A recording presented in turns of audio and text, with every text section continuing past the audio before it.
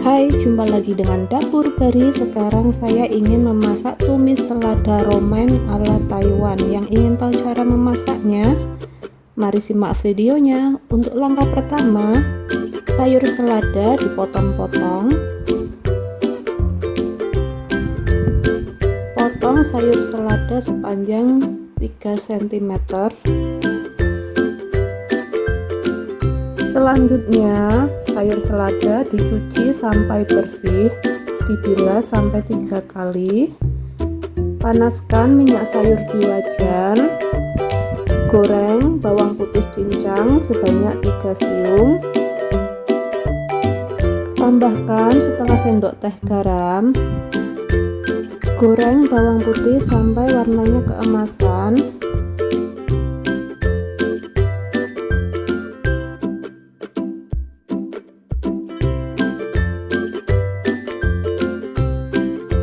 Selanjutnya, masukkan sayur selada,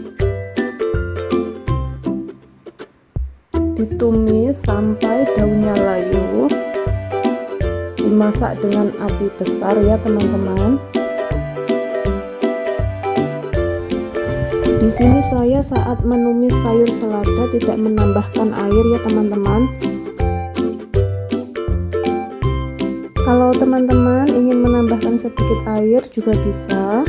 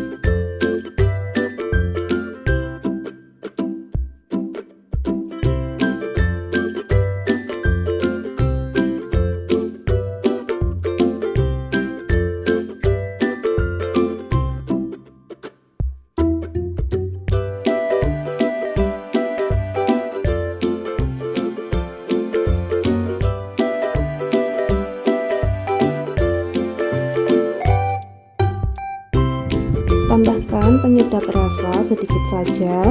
Kita aduk-aduk lagi, ditumis sampai tercampur dengan rata.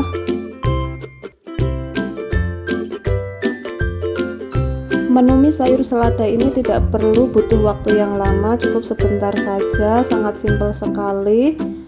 Sayur selada ini juga bisa buat lalapan atau salad, tidak usah dimasak ya.